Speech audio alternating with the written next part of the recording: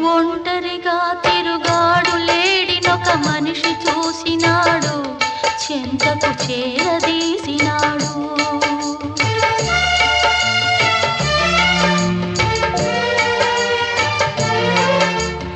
అభమో శుభమో తెలియని లేడి అతనిని నమ్మింది, తన హృదయం పరిచింది.